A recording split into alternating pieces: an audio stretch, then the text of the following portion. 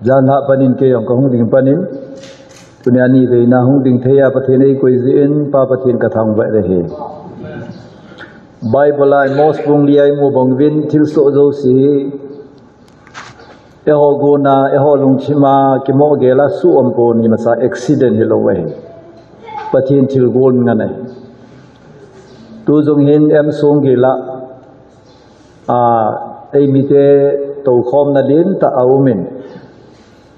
ilaya yung aung ginin kagela le Manipura government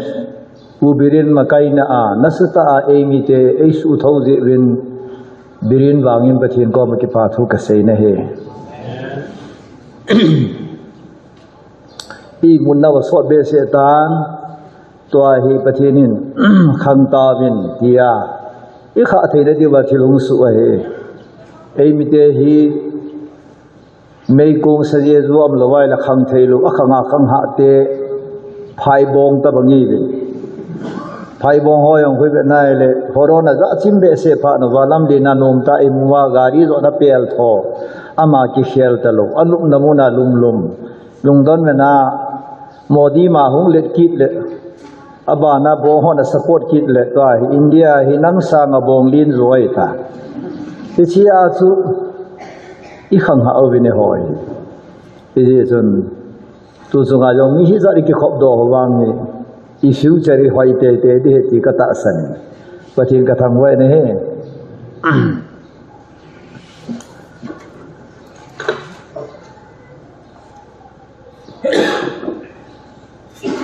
dunia somsa KSO ho team na ko nai ji chun KSO ho to related matter in atam zo ka Lhungdim no men dan ha chun han sandalam ka emphasize in tu nai ha ni be strong ha ni tilam pai ka sei no men ai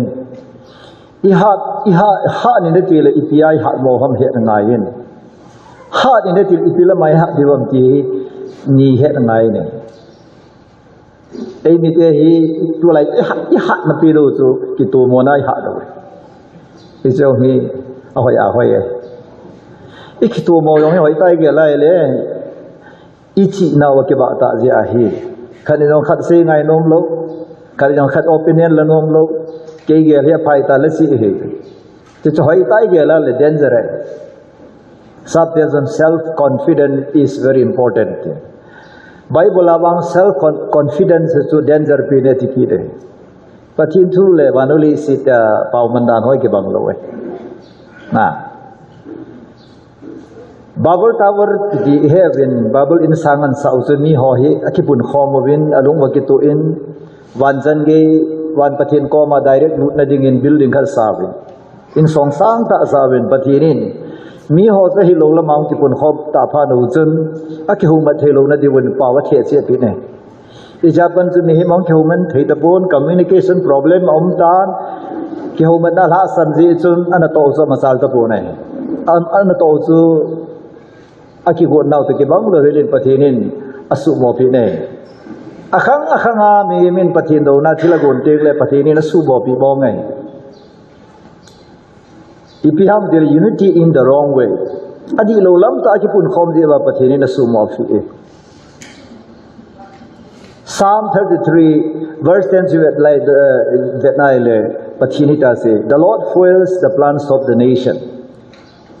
nam khat thil gon ho chu pathini na sum of ji ati ne ibola sum of pm tele pathin do na thiri gon kha ile ki sumoi ije thu zo he yai tunia he i hat na diwa ka de he thu la la hat de ngai khat na ka se no ei mi te i hat mo na pe ni thu la la hi ta hi thu la la ti ti la wanu le si hi patinin i piana simam Psalm 33 verse 9 le the Lord spoke and the world was created atine patinin thu sin wanu le si ki si me atine nehet hi vanuli sini tai ki mo form e ko le pol bia hum je ngai lo ve vanuli si tu na nom ta gami ki chu ho geographical boundary pp ho iboi na ho hi adita sei dinga isozo si geographical map data ine ho ro si hi ahum of dot thene chu a source chu ibe nai pathin thu ai hallelujah Yai political leader ro hin keno lam kai yan lang kukin pi han lang kuki student organization yan lang jotel human right lang ho yan lang women wing yan lang hi zong le tu nai he diu hi I hat na diu hi thua hat na ya so kite yai tu ne ai thu hi tu na hi tu na media I man khil ji wa e hola ayong chil tam ta ne awai golang asai ding alom lo khadan siya to existing government lo ka malu do umai yai pui paten thula la boi tai ti hong abi abi e thula la ki khan thei lo ya chi to lo wai le hi thei lo wai ai to pathin to ki khan thei lo ji pham de le thu ai ani na mi him min ik khan pi thei lo be ji pham de le thu ai ne Mem kha jong pau thelo wa thu sei thelo de la boi mo moi ta ni school English pawa ko ma ki ti pau thei ta lo ima cha pau thei ta lo en ki sei ye he no he pa ta ki ko man ma cha sei thei ta ko ma ai taw yong tu na he ta tang hoi lang sei di tam sei di het ta lo wei lang kha di sei la lang khat boi lang kha di sei la lang khat boi chi chi piam del a boi chi thil da ngai poi thu la la ya tu ni ai ha na diu hi be strong ati nei lấy sự chung là thu là na sapin hoi ka na la pathin thu he hoi hallelujah America ten government and form sang ba hu America ang ki form sang vele chun akipat na khu pathin thu hoi hallelujah pathin thang ban ya sum sum wa ku pi jam in God we trust ye American foundation chu pakaya hi Nation khat foundation chu pakai hi pathin thu ni PSA matel pathin thu na ko hi pathi ne hi ani na pathin thu na ko se mi hem te ki vai pu na hi hallelujah mi hem chi hung pi na ki vai pu na ngai yi ngai ki vai hom na ngai yi ngai I ki vai pu na ho ya hung fel matel in sung ki vai pu na fel hi in sung ai o in sung le le cho na tam roi nu me na vai pu nu pasal vai pu na vai hom na in sung hil ho ma go mai Adam le Eve mi ma sate ni fel la ong su pasal pa thua chi lo no mai nu thua chi pha na hong boy no me ho phaten ki ngai bo la no me kon khar se in kan su hi ka thu he ati bi ne na thu yong hi lo di pasal le ka thu he kan su hi ka thu he di na thu le ni ji nu thu na ni ji pa thu chi ne in su su pathin in su ngai poi pathin in su hi ti ngo le pathin thu chi de ngai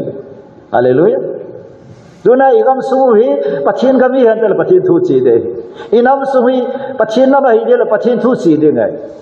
ai so pathin thu hi ma jo se ahum ke pat nei ka su bi de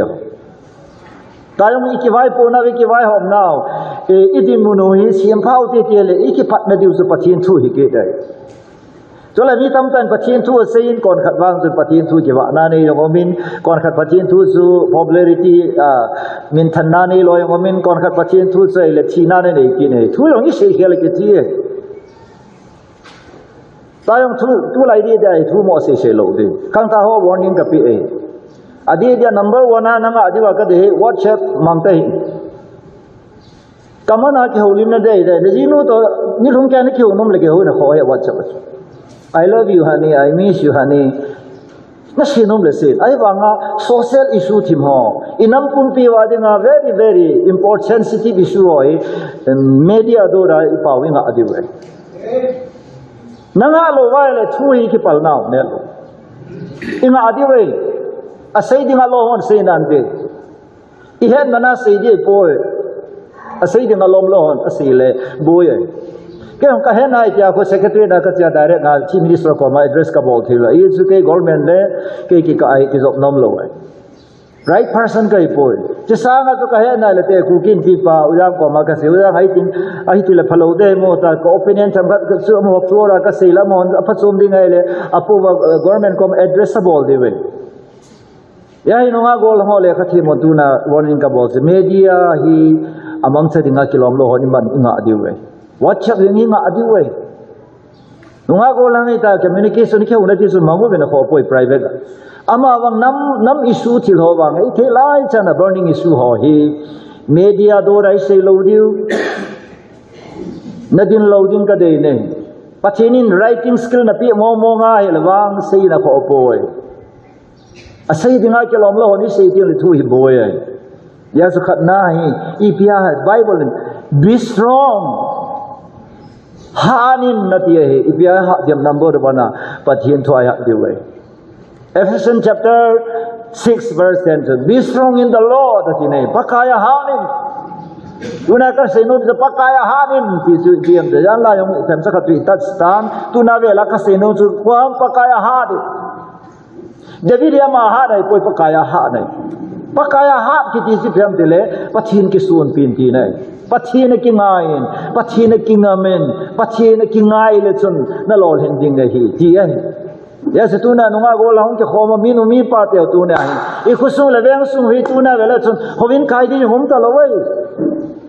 kaulu na sa pena pasa pa ka do hi ilai yaulin hovini phata na kai na wam ti la koi ma hovin kai thanom poi ala mi chur pathin hovin kai nom lo wa le I pe za dam thu pha ja ta lo de mi chun pathin tho ngai lo wa le I pi thu ma ma na boi pi di wa ne le sit thu ai Vanoi le sit thu ai vanoi dam nam lo ai vanoi le sit dam on yo si hi pathin thu dam nau mai This is we kata asan ai chu pathini thu ai so pe deu vanoi le sin bang lo pi ta se mi pathinin nang brain ma lo kai brain ma lo nang idea khat sa ma lo ai let there be light ba da jeng ai let there be ocean pi khang le no me ta jeng ai Gospel don dung khat sa khat na chu atila chu thu mai thu chu pathin to mai thu chu pathi na he ti hallelujah tuni ni khang tha ho ni so hi ra lagam taw ne atam loi hoi leisit lam si na het na isbeta the near shadret message about ne go hoi hi divine knowledge ani vi pathin thu het na sang ni ne yas bablo na so chang vin ta sa so chang vin ai wangin psychological defeat ai po ne mental war better evolving Babylon action 10 times wider than all the magicians in Babylon gama cheo ho do se sanga magician doi them doi pu pu ho do se sa ahead now he hot soma na sazo hi tin Bible record ke bol ni pathian thang wa nu men he je ton so pe te ho tunin ichi lo wa khoi chi lo khoi ingol wai le ton dong ken borma gama chu achi sa kum nga ti da kum som sang tan de Myanmar boy masang zap cha chun mil mama le khathiam zo se rengun mandle mo zo se bon chan ka ko den bahara diu yong ka tu pi in mi khan sponsor bol dong win ko te wi be te na go ka sponsor sa ai Myanmar Asian highway hung ta ding ya hi kum som zo ting le tamu ana din mun ding kol gama na che cheng ei mi te kangmang area cheng zo si ko important hi border area hi pathin ho ei koi wen I koi hoi be se je chun highway in dal pha di wai ta chautil more smart city hui dai ta Manipura dinga north east dinga chu more sanga mantam so Dunia plot khana crore khatman su highway ong ting le crore soma koi man so lo ta lo ding I chaw zo si information ka pi nom ji chun ke ma ta in challenge sin ka ke lain main mala educated ho le khathiam zo si zu ka ko do in mi zani war ke khomin hoi ta lo pi tan program ka mang sai bin chom kha zo in main mala hong boi ta ne ai la ka ki pa na khat su kalung chima pathini ni pi Alertness, awareness khatsu Myanmar student hola kana koi nai la student guilty feeling ka nei pu nei pathin ka thang ba ne ai mi tang tu nai ba la le chun Asian highway ni indal pha di hui ba nai le chun in ko te valley ai so pe ho vela chun le khathi matam win engineer atamin technician atamin joti le medical department jong mo asana sangai tai sang le jong le joti agriculture horticulture every area evena e osang wang chun ai na asang e ai wang ha mo na mun na nei lu wei football hai ta chayu playground na nei lu wei industrial area industrial bol na thi yong anei lu wei raw material Yaga kana bamboo industry, alo le ipiti wa paper industry ipi body nong le hot ikam wa umai, patini pi sa umai, natural resources nei hoi wai. Icho zo si tuna ela I lova, iha lova, khamna thi jinga, ngona jinga ikipi wai le, ilaya izat bol tin semin izat bol dong le ren, na kha do lova le patsum lo di su piteo. อิชิทิโลปีตาไฮเวย์หุ่งไปแบบละจนไอ้มีเทhi opportunity วินเออสร้างวางพระโจหัมพระโจมโลไว้เออนี่ตัวพากำโลเสียมีนาดูซาได้กำหอยกำพายเอสปะทีนี่พี่เขาโลเสียตัวเนี่ยนั่งละเกฮีตัวเนี่ยวางพอดิงนั่งละเกฮีอวางเสดิงประเทศทุเสกกรรมสังฆทุเสกนั่นเองเอเวนซีฟูตองกุญางนั่นเองอีพีนั่นเสียมอีเบตเออนไฮเวย์โฮเทลบอนั่นนี่วินสุมลานั่นสุมโลนั่นไม่ได้จะสักขาบสุมโลสิมาโอเคไอโลเล่หอยหลังขนาดนั่นละเอาเองกังปูเปียหุ่งปุยตันกังปูเปียโฮเทลโจเสกิขาอินมาอุลังอันนี้เป็นไปเลยกังปูเปียโฮเทลโจเสหุ่งครูสานเช็คมาอยากจะหุ่งตุนินเช็คมาคูอันนี้เนี่ยขังไอตาเนี่ยวันวันนี้สิ่ง better คิดยี่หิสุดเดียวทูฮีพัฒน์เกจ้าอีขันวงไงทูให้หาดวงไงสุดเดียวตัวนี้ก็ยังสอดตาไกแต่ตัวเองกันตัวยังตัวต้องกับตัวไว้เลยตั้งตากับพัดจุ่มปีเนี่ยนั่นตัวยังละทิ้งดังใส่เตียนบ้านนี้ช่วยใส่ของไม่ไล่เซมปลีเสียใจป่วยในมุดคนเลยเกลเวนลังนักขาตีเลยเกลเวนลังเดวิดเลี้ยงปัสเลี้ยงไงซิดาร์สิงห์ลูมาฮีไอ้ว่าเดวิดเลี้ยงปัสอิมุทเฮลไว้อีโบลาอิมุทเฮลฮะซิดาร์สิงปัจจุบันนี้นนตาเอเจนซาตันไอ้มุปูนี่อีพิจาอิมุทเฮลฮะอันนั้นมีเจดินมุนเลยอปัจจุบันป้าทิ้งกงจูทำบุไม่มายาอมเสียสมัยอิมุทเฮลไว้ที่สุดที่ลีดเดอร์ที่พิจอุนันแกสวลำกายห่อน้ำลำกายห่อเจ้าเจ้าห่อลำกายห่อขุสุงาเชื่อมังปัจจุบันห่อเจ้าเจ้าเลยเฮาส์ห่อตัวนี้อิมุนพาได้ตะโกยสูบเดียวกาลหุ่งลนายยังละกาเสียสมุนเราดึงนี่การินขันโตนั่นกูรู้ดึงไงบอยน่าหุ่งลนายเลยโซลูชันนุ่มคิดดึงไงชาวเราเสียดึงไงโจสวาโกมาโมเสสนัติลโคส be strong hard in นั่นเองตัวนี้เห็น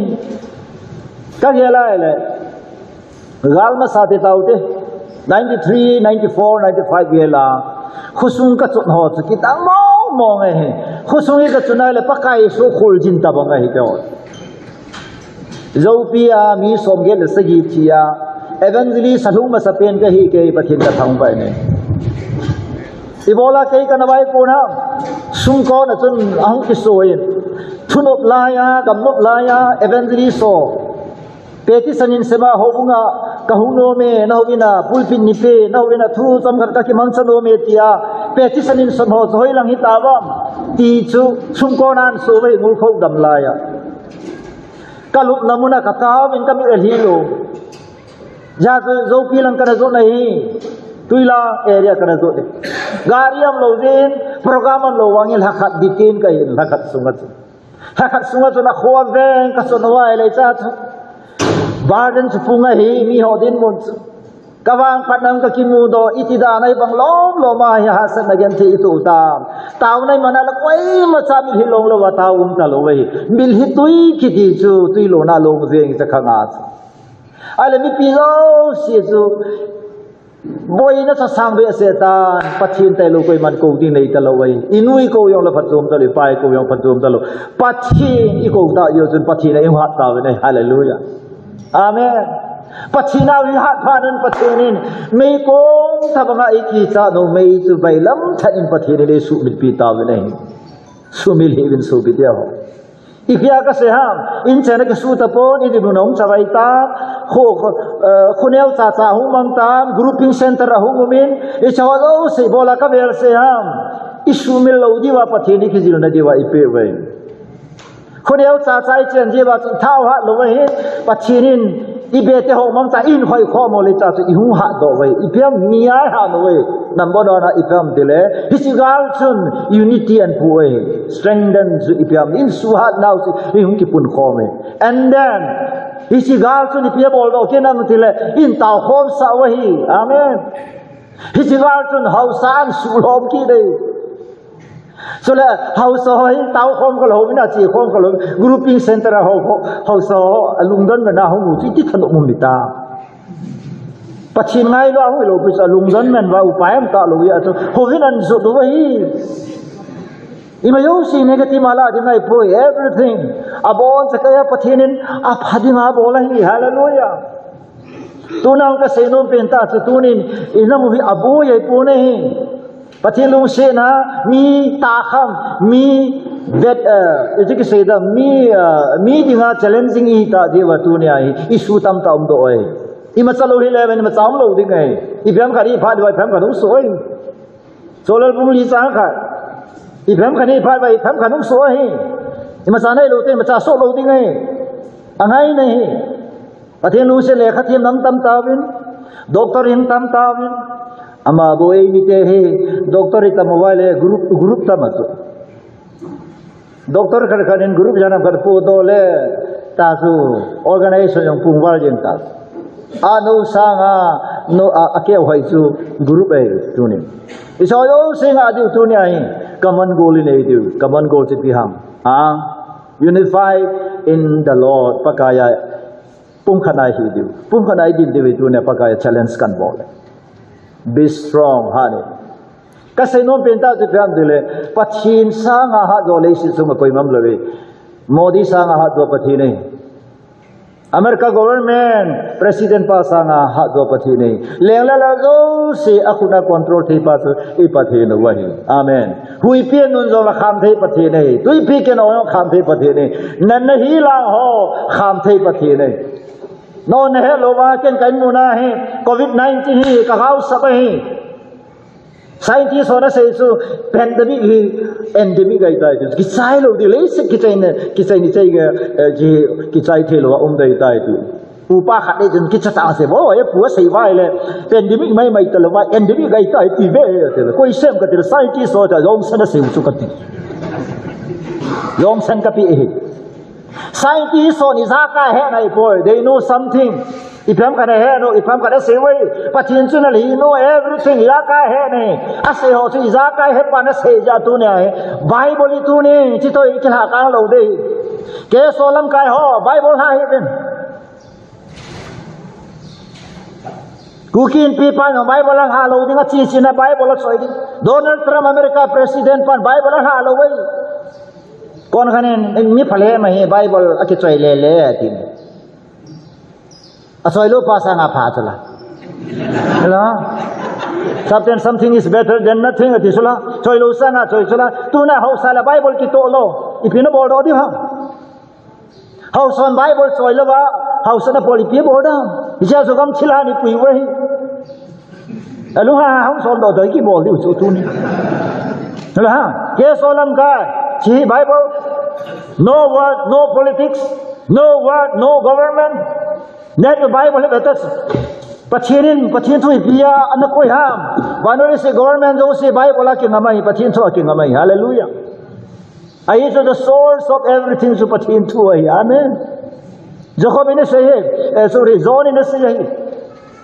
amawang at jo se mai au jo se ma lo khat sa lo ai gospel zone bung khat sang ina au zo se ama lo wa khat sang po hallelujah ibola government no mi am je he ibola mi am pathianam ya mi ome you pia kam lai kol khat asin prove your God it show me your God if you believe that God exists show me prove me give me the proof can God say you are the proof I am the proof there is no Christian without creator gentleman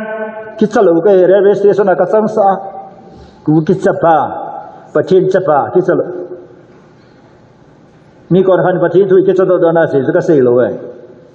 dilong ka sei me lela ka sen khadai sang mol ka ne lo ai evangelist on a saving EBC evangelist me jani wal training aungen resource person hi ko win mi tam on a saying ka thu sei koi manangai nom po amo pathin thu ka hong po they are not open for the gospel who told you that they are open for the gospel amo gospel ake hong beti ko na sei pi ha aki kha le hong tao chabi na chai la ha chabi hong lo wa chi ba kot ke hong na na pa sa na ka chabi bi he la cha kot itin hong ron ham ka ti he amen kot zo sin chabi ne he a chabi ki to ai hon nai la kot zo se ke hong ai a ki to lo la ke hong lo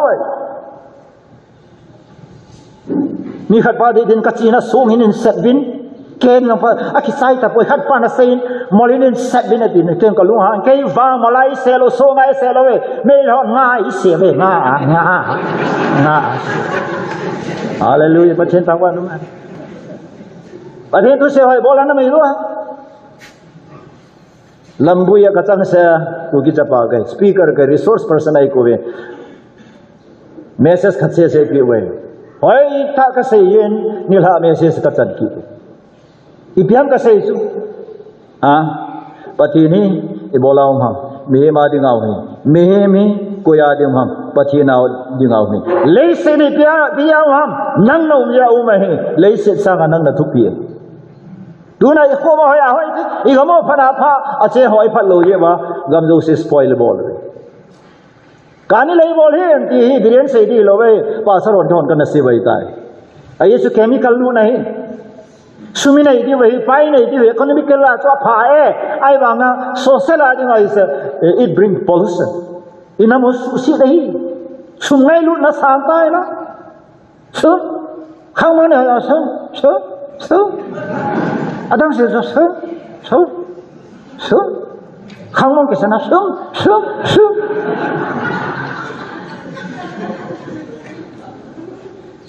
tu na phụ kiện pi họ nó sẽ là yang ho party na sewa la amon lam kain puwa hi balance am puwa ji patin tang wa nu modi technology zero balance mi o se lung lu dan zero balance ithan of now the gram dile sum capital be hela account na honding modi langa black money hoy o se convert da bola account na het pi de min na het mai soda pana ka het soda ka ibola ka he na patinin Pano le sin miem ki ban hi zo we pathi ni zo sei pathi ni lo we tu ne jong nagam nanam inam igam pathin mi te hi wa le ki cha de wai poi su pi te ho ma zo se hi pathin thwa te pa nei amen be strong in the Lord hallelujah tu na ka se ke so bola ma ku ke te ja nom de we ku kin pi bola ki punam anam mi te de we Sola le bola pathin tu ka se no ho dia ka se ai ge ya de ko ne amen sola la dia ka boi lo he ke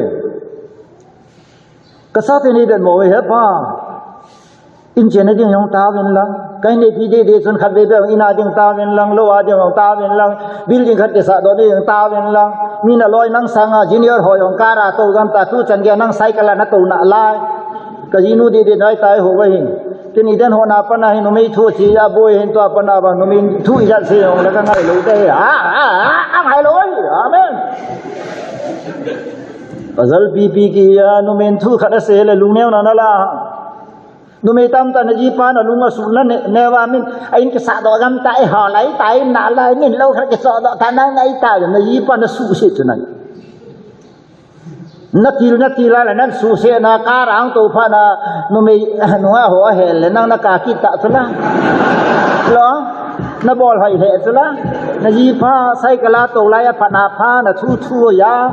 kara to pha na thu chi ta lo no nga kha be la nga to le lung lem la ka sei na yo ka sei no pe da tu ni hai pathin thu ngai va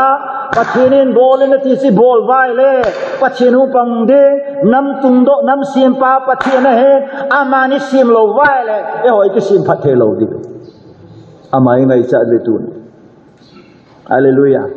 you can be strong in the word pathin tu ha ding amen risang ke sing in politics sa bola tang khloi banga khan to ne pi hang bible ti khan lo ai Risang kay singing chief minister Israel manam every Sunday ya risang get ki khahi ayesu today is the Lord's day tu ni pakai ni ko he Manipur government atam zo phat ka pi ai tai tu hi ka pakai pha de tarang ko ilan hong la la lo hi lại sao cũng kỳ sana không ai là hello ipi ta ti ta ba không biết sao ka be ka sa na so Nama to neki kan be lang pa do na ki sep lu la kalung sana la hai sa nam ne che boy ki sai thang tu ne busy with God's word pathin thu to boy tan ka ti sa la lu Bible ne sai su pathin ne ตัวนี้อินามูเลยกัมูเลยเอว่าดิ้งประเทศการสัตว์ละพันเกติโอสินขุดดำโวประเทศนี้เนี่ยดิ้งการสัตว์ละพันเกติโอสินขุดดำยังกันอดมโลโลละปูดำดำโอเคแกว่าแกโซลำกายหอจะกลุงมองโลปิสกูกินปีจะกลุงมองโลปิสน้ำลำกายหอก็แบบกลุงมองโลชิงน้อยไม่หอจะก็แบบกลุงมองโลอามอก็แบบกลุงดงโซฮาเลลูยาอามาฟังเจ้าว่าประเทศก็แบบเจงเลยกลุงเลี้ยวลงไปสุอาเมนไอ้เจ้าประเทศนี้ majority อาชีพประเทศไหนป่วยทุตอาชีพประเทศ speak the truth ทุตอาศัยแต่ตัวนี้เขาสอนจีนี่เลยเลยทุตอาเซงอาเจอว่าเขาสะโพนั่นกำบุญบุญกิตาได้ตายอาทิตย์สุนัขประเทศน่าด่าตายกี่ไงแต่ตุลายภาษาเขาอย่างว่าสุมาเบียประเทศทุเสกิตัมบัลตาไม่ซ้ำที่ซีมาไม่ซ้ำมาทำที่มาเลยลุงลุตาตาเชียงนี่เกี่ยวกับอะไรพระกาย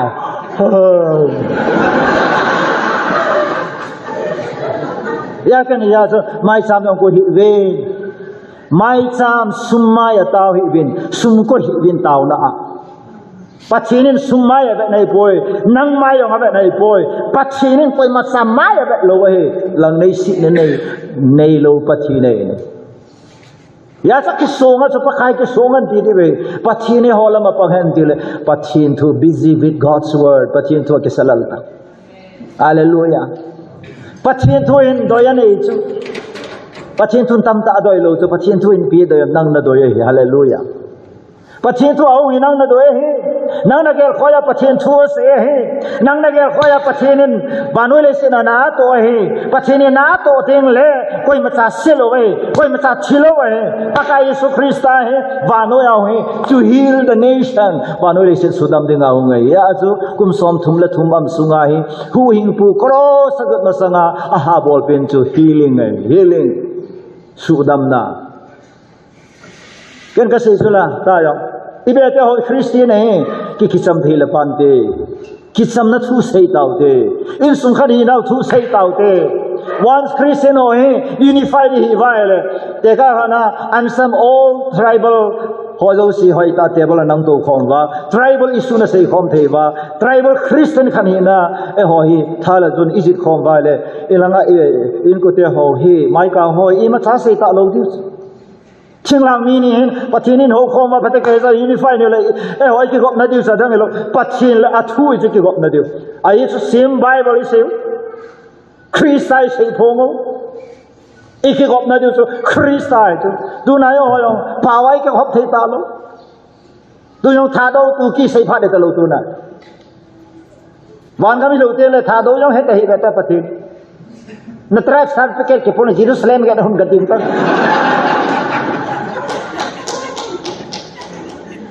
นั่นเองดิวันกำที่หิดีกรีสังตาตาด็อกเตอร์เรทฮอเซอร์ติฟิเคททุปีตาแต่อีกส่วนเว่ก้าวสิขัดตรงนี้โนดวันภาษาหอนตัวนี้ก้าวสินี่คิดเจ็บเทนักไล่โซ่บิเรียนดันโมหิวินชิมินิสร์ดันโมหิตาก้าวสิมาสังกังอิดินเทลงไล่พิวเกี่ยมาสักการหรือว่าก้าวสิว่าก็มาสังกัดจัดดิ่งโลกอาตมนับเป็นตาวังก็เกิดจากหาหัดนิเป็ดเป็นตัวนั้นหาตัวอยู่สิกับบันเข็ดละก็ได้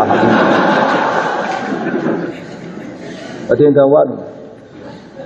อีเบียก็เสียงงามหาโซลาโซน่าก็เสียโลสุประเทศสุฮาเลลูยาก็เกโซน่าสุประเทศก็เกโซน่าสุประเทศทุสประเทศทุไอสัตว์ยุติการเทวันนี้เลยแค่วิกฤต politician ยุติการเทเกันทุสมานะฮะโลจุกการสุมณีปูร์ assembly ยองนาจรจีสุเมนักการbaka hichinam nachisana na so dai chinam the so called kukite hi ke ho manading le china dinga chuki gong he nang ma plan ai lo je sam som thum le thum sa so mana sei bang he a chugon jo si chu mo pin nazareth ji so manen so mo pe ta sal pa ka he ji so mena centra ka chi le ki zum so ta sula na upa mol dia ang kinong lesson hallelujah patin tang wa nung ai lom be le ka tin tampo be ani nai hon challenge ne vi mi apeng a cheng khom se ho hi location no yong di lo wai tal le ai chen wi cha salang communication ong le amo ho I ho pa be le gam jong am ho communication tam zo ho ni ho deu ting le be le bayara ne le sai ke lau e ho langa organic yo si me le ho ipe wa am ho chemical yo se ni ne ya khat chang ali ma mel ki su yong im ta lo nu pi ho yong he oi ti ho si ve na la bun jo si voi ta aku mi do le isa nga do la ke imu ma so to na se bala ta na hoi zoi ti ko ko lan sa kalu ha ko hoi che che de ka tu ibola ka hoi che che na bible in person apha pha ne be te su patin tu na se tu ya ka bo da pha ka ne atui tui ka ne ta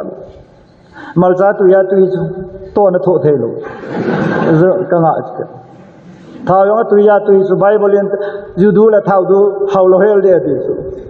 tu na I chang hau lo ti sei mi te ka ni le ya bol ju do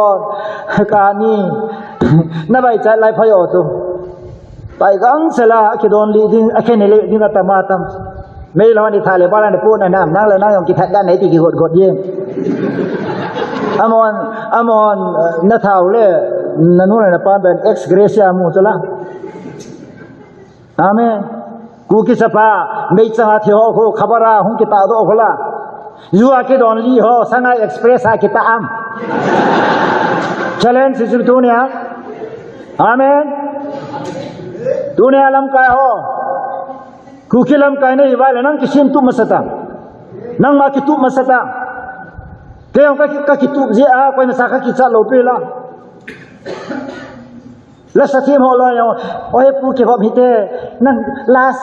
la sang ka te nang thu si ki tu sat de he ki to lo he ka ki hallelujah ya tu ni san ga no me ya ka min selo ne la sa ka min selo ka chi na koi ma min selo ama va so la ya solo ne I chi bo ji su ka min than ho ka sa lo amen lấy sự chú ai in sự trong các kỳ cha lâu các gari se các thọ các se các in chen vong han lang go vayong la lang go các chen nong phai in to ke lo hoi ta vai chu aba ki pa ta ka website ai banga asila ka ki cha te chu min si ka ki cha once na min se suma na min se nomaya na min se ne la sa do na min se kal se chu na chi chu phayo he dai ni mi adinga no pha ne giờ patien tu ai hat na di patien tu ai hat tiang le gali zo di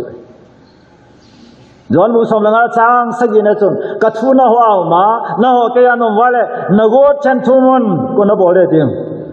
ba nam na pa na bol de hallelujah patien ni ho gal sa tiang le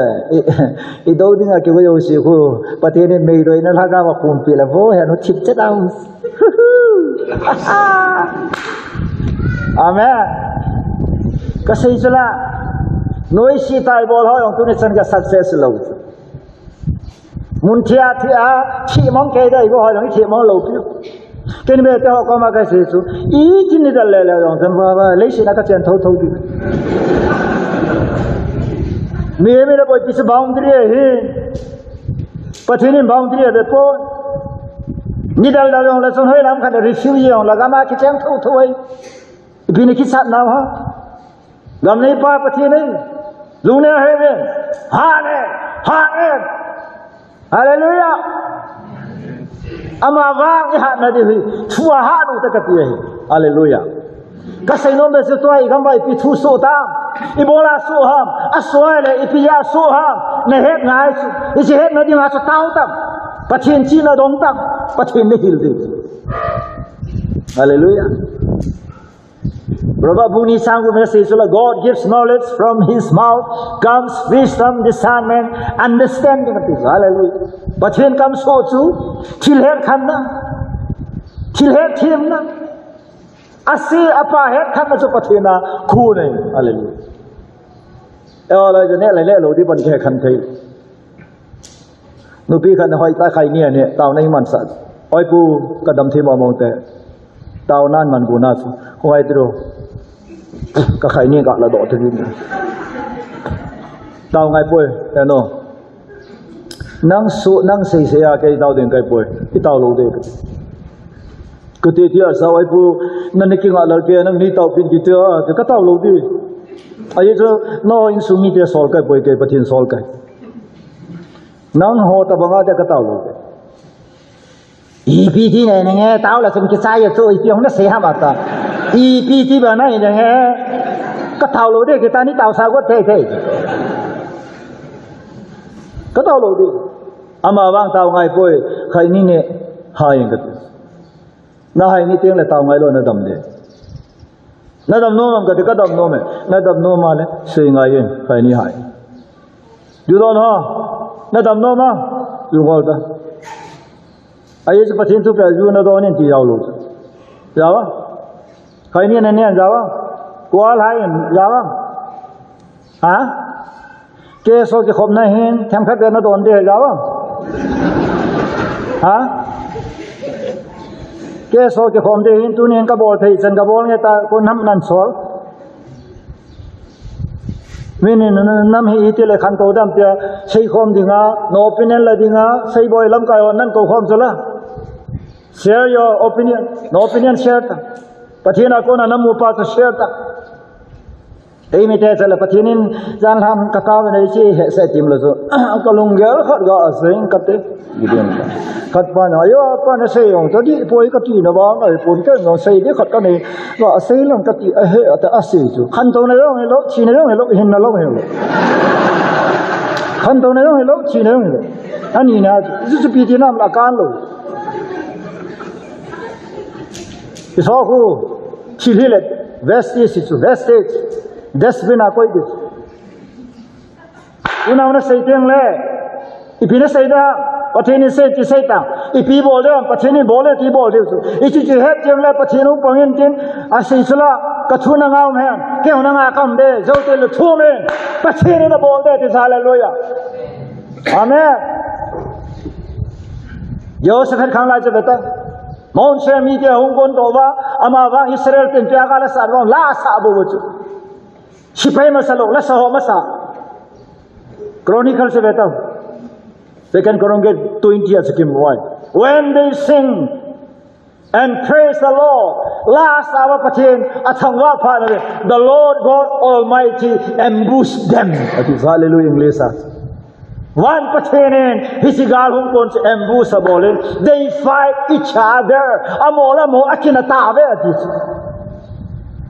patinin the spirit of confusion lungche na khumpi wa amau lamau kithat to yeu chu Israel ten khuna halo amol la sao gami amel ma tel tamola mo kinau ta mi bol vele hon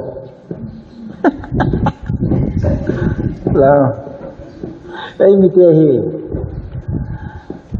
cái nội dung giá nhiều tiền là cái lùng giống kim lục kia cái tin nam thì là min pati đã là thì là ngay là confused mini đâu lại cái tổ chứ mini don đã phát ra hỏi cái tổ ta ai ya chú pati nên cái tổ thế này được ta hi ama sa tin ko teo atil ta in ko teo mai ka hon til ki all moi to assembly to ngai lo pati ki to wa di ta Birin adam so na lekin leki to ba de bai ta hai hungrily angry ya ka nga hai amen no problem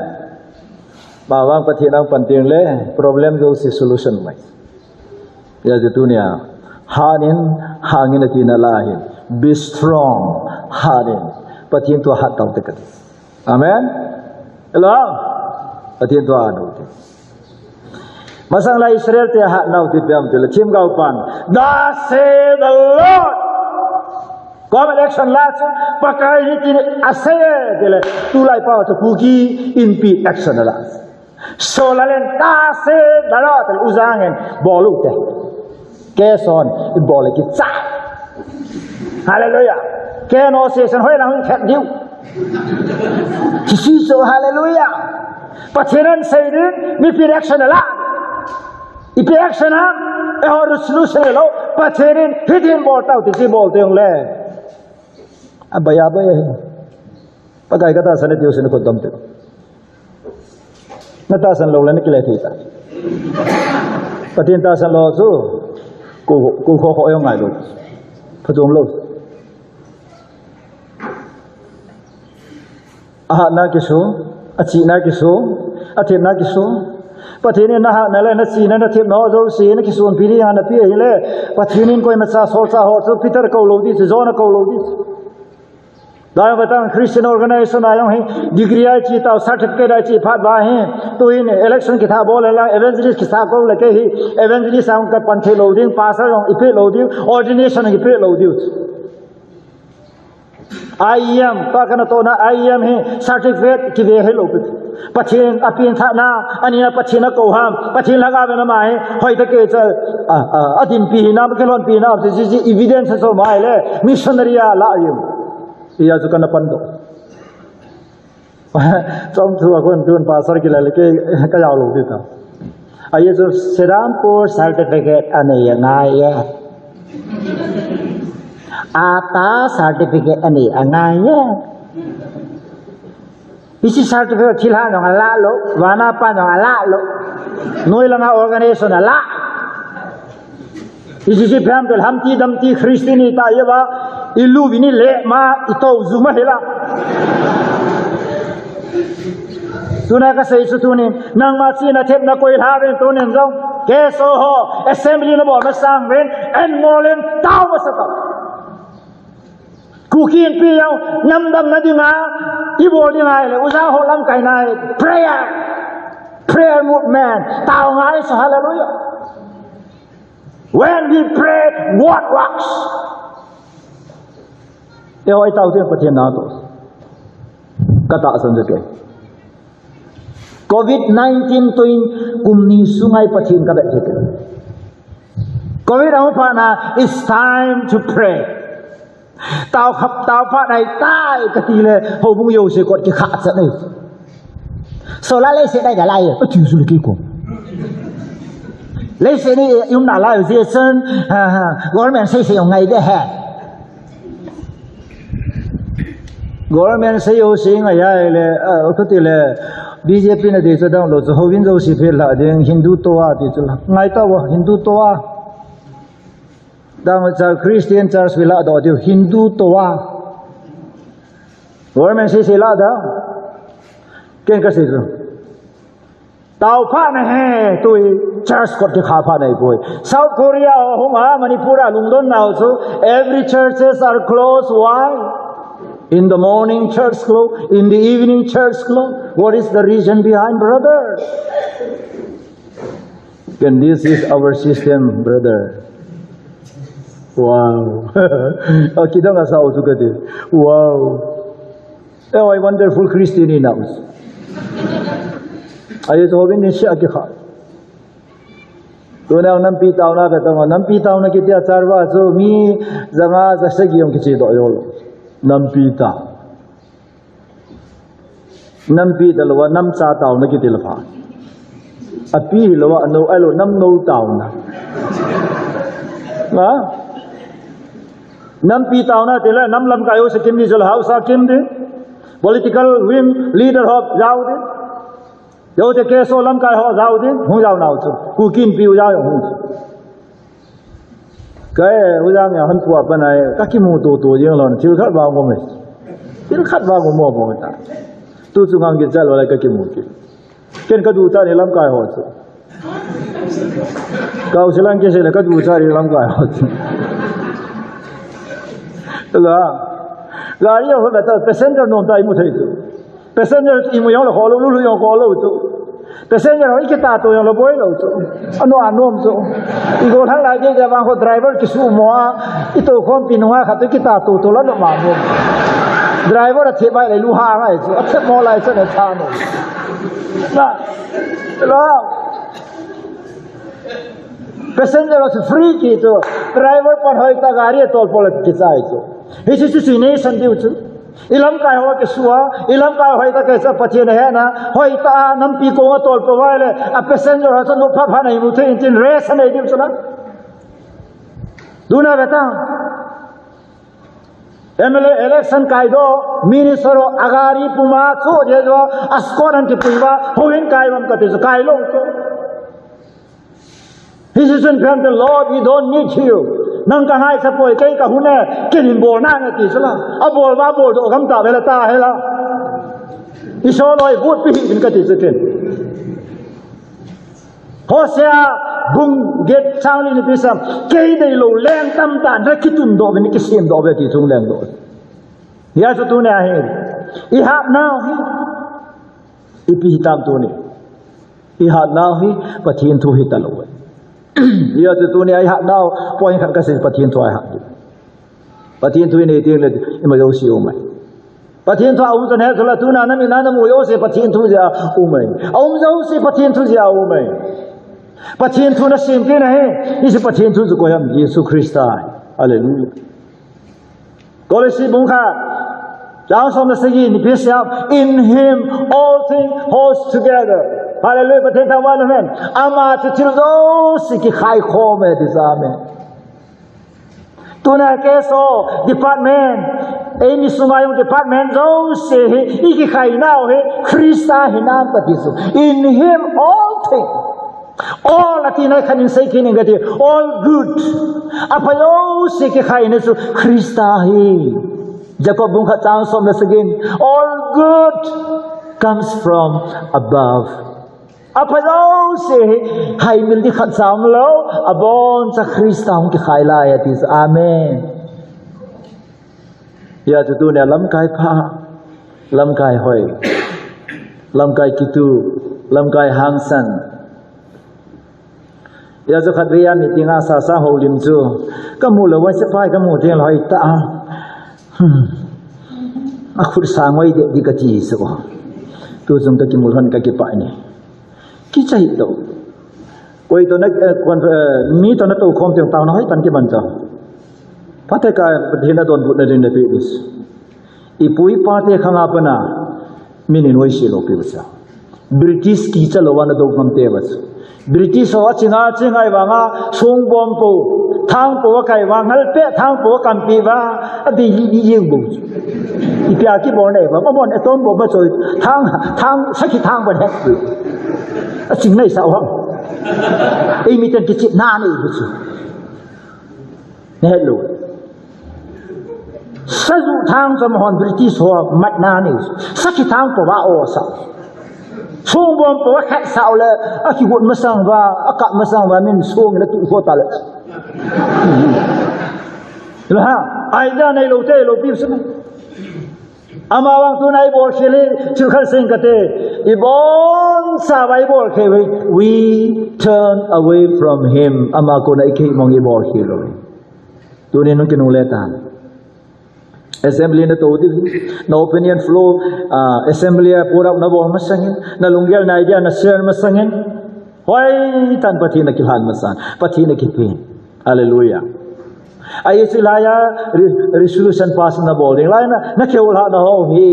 pati abu ngai mim ki lo na mai melody pati ni pi ki lo na hi dinga ya zu ni imado se fa do se Patin thu ao mai hallelujah amen ne thi taw tan nu te wa ba tong acha te khu han chin hoi ta hil the ama de dia ho ama de dia aso chilai da hai ni ka ta na pan achurup che ki sai ta na ka so pi ta na cha te na nga dan da na gela na cha te na su sit chula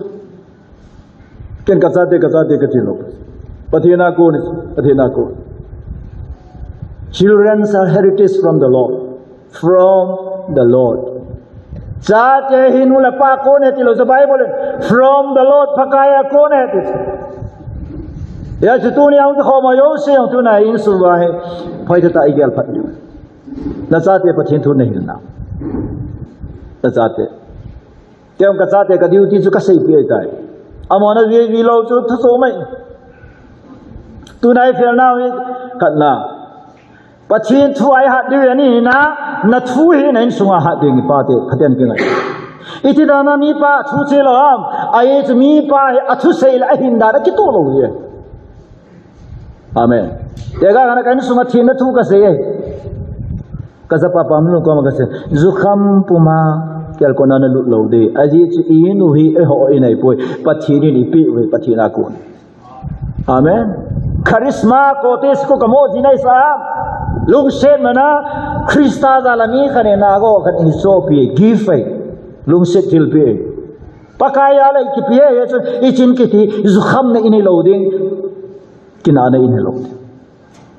pathi ni pi we ani na anchang na mo ne na atui mo ta na ki pin lo di ai chu ki ine ho he min ngai lu na nei ta pathi mi te pi we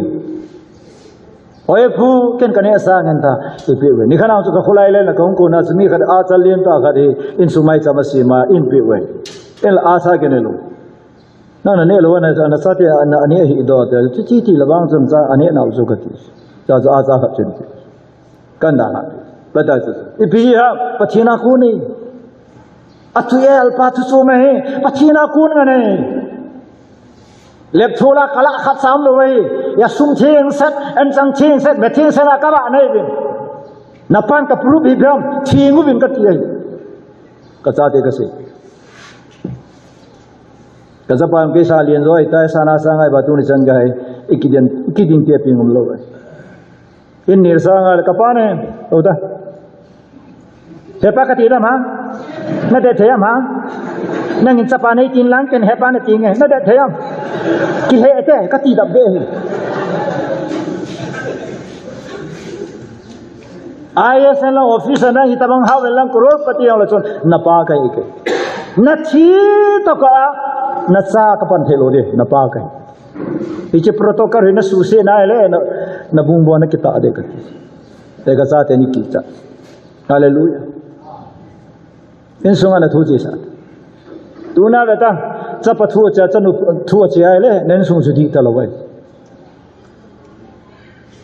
yo la nga le kha the ma sa pa chen a pa cha sa pa ba lo ho a ho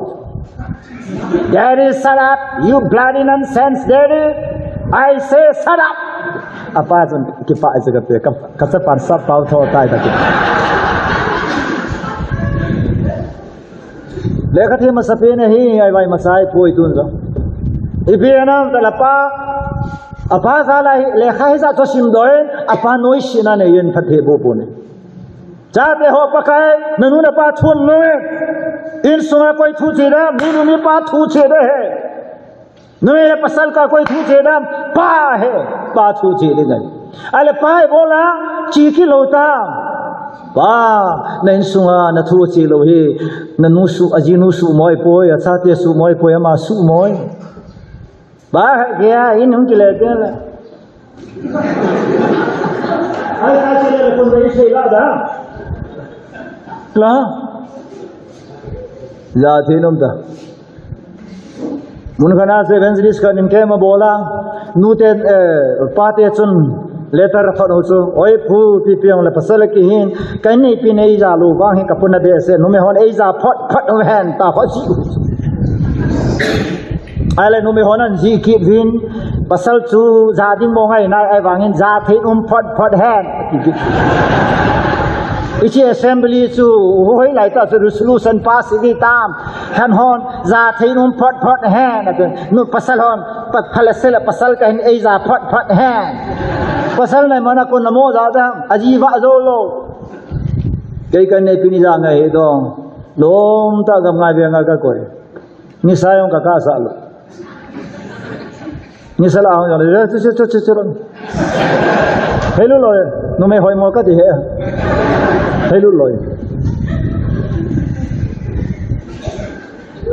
kamai se makeup ri zo then ba hoi tan ki zo wi mang thai wi mang ta oh yin hallelujah awang phate ta na ba ding jajna ja lo wa le udong yang thu se la bang ta ho be di evangelist tong jang in holy bible na zo lo ta bang ta ho be de yo nu me ho hi holy bible la lo na je het lo yo ma iso na la ga u thi ke na lo na je het lo yo nu me ki di me ka bang ta ho be nu me no mo se ve sore ama nu na dia ka se he ge lao zo noi pu yong hon nu me ho he bang ta ho be khanam tien jo ya he da cái bang chơi là mọi người thọ về dùng cái khối này mấy thế na nó mấy cái nói xia xả lâu đấy pasal khăn nó mấy hỏi ta vợ đình phát ra quay đình là pasal khăn này nó pot đồ tiếng lệ nó cái mình pot đồ nó cái lệ tiếng lệ nó gì nó xa nhẹ thì mình pulu là tuần con nó giả đó mẹ tuy nè sen lang sa nga pulu đó kapai he pasal kasa cho kapai lệ khát thêm mình lộc sakap thêm every week gahe